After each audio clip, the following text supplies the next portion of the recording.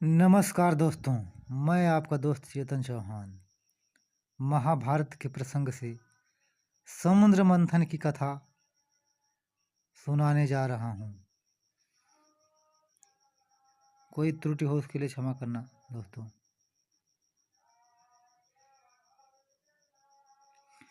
उग्रश्रवा जी ने कहा, शौनकाद ऋषियों, मेरु नामक का एक पर्वत है।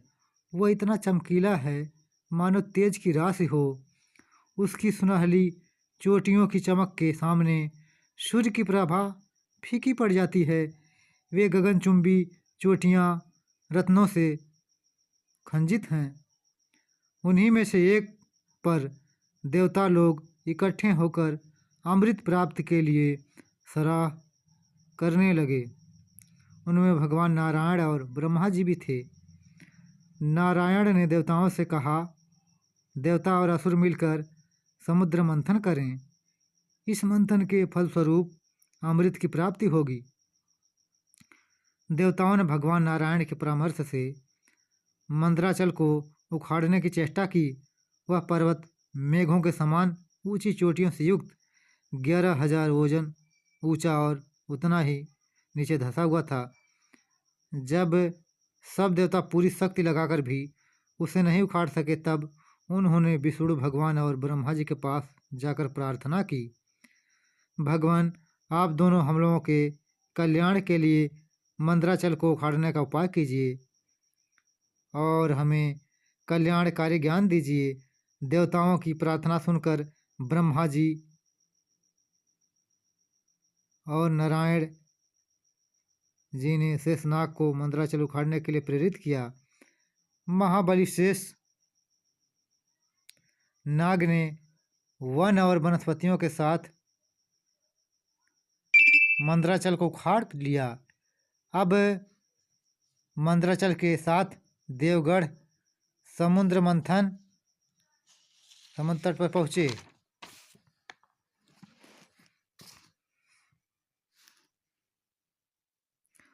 और समुद्र से कहा कि हम लोग अमृत के लिए तुम्हारा जल मथेंगे।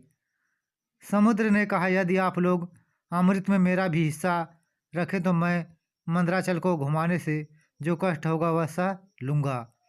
देवता और असुरों ने समुद्र की बात स्वीकार करके कच्छपराज से कहा, आप इस पर्वत के आधार बनिए। कच्छपराज ने ठीक है कहकर मंदराचल को अपनी पीठ पर ले लिया। अब देवराज इंद्र यंत्र के द्वारा मंदराचल को घुमाने लगे। इस प्रकार देवता और असुरों ने मंदराचल की मंथनी और वासुकीनाग की डोरी बनाकर समुद्र मंथन प्रारंभ किया। वासुकीनाग के मुंह की ओर असुर और पूंछ की ओर देवता लगे थे। बार बार खींचे जाने के कारण वासुकीनाग के मुख से धुएं और अग्नि ज्वाला के साथ सांस निकलने लगी। वह सांस थोड़ी ही देर में मेघ बन जाती और वह मेघ थके मादे देवताओं पर जल बरसाने लगता। पर्वत के शिखर से पुष्पों की झड़ी लग गई। महामेघ के समान गंभीर शब्द होने लगा। पहाड़ पर के वृक्ष आपस में टकराकर गिरने लगे। उनकी रगड़ से आग लग गई। इंद्र ने मेघों के द्वारा जल बरसवाकर उसे शांत किया। वृक्षों के दूध और औषधियों के रस चू चू कर समुद्र में आने लगे। औषधियों के अमृत के समान प्रभावशाली रस और दूध तथा सुवर्णमय मंदराचल की अनेकों दिव्य प्रभावशाली मणियों से चूने वाले जल के स्पर्श से ही देवता अमृत को प्राप्त होने लगे। उन उत्तम रसों के सम्मिश्रण से समुद्र का जल दूध बन गया और दूध से घी बनने लगा। देवताओं ने मत्ते मत्ते थक कर ब्रह्मा जी से कहा, भगवान, नारायण के अतिरिक्त सभी देवता और असुर थक गए हैं। समुद्र मत्ते मत्ते इतना समय बीत गया परंतु अब तक अमृत नहीं निकला। ब्रह्मा जी ने भगवान विष्णु से कहा, भगवान, आप इन्हें बल दीजिए, आप ही इन्हीं के एकमात्र आश्रय हैं। विष्णु भगवान ने कहा, जो लोग इस कार्य में लगे हुए हैं मैं उन्हें बल दे रहा हूँ। सब लोग पूरी शक्ति लगाकर मंदराचल को घुमाएं और समुद्र को क्षुब्ध कर दें।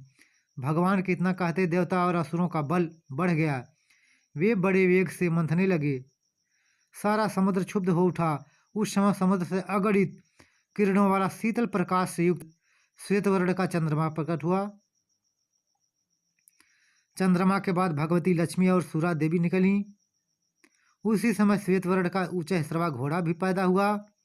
भगवान नारायण के वक्षः स्थल पर सुशोभित होने वाली दिव्य किरणों से उज्ज्वल कौस्तुभ मणि तथा वांछित फल देने वाले कल्प वृक्ष और कामधेनु भी उसी समय निकले। लक्ष्मी, सूरा, चंद्रमा, उच्चैश्रवा ये सब आकाश मार्ग से देवताओं के लोक में चले गए। इसके बाद दिव्य रसरीधारी धन्वंतर देव प्रकट हुए। वे अपने हाथ में अमृत से भरा श्वेत कमंडलू लिए हुए थे। यह अद्भुत चमत्कार देखकर दानवों में यह मेरा है, यह मेरा है, ऐसा कोलाहल मच गया। तदनंतर 4 श्वेत दांतों से युक्त विशाल ऐरावत हाथी निकला। उसे इंद्र ने ले लिया। जब समुद्र का बहुत मंथन किया गया तब उनमें से कालकुट विष निकला। उसकी गंध से लोगों की चेतना जाती रही। ब्रह्मा की प्रार्थना से भगवान शंकर ने उसे अपने कंठ में धारण कर लिया।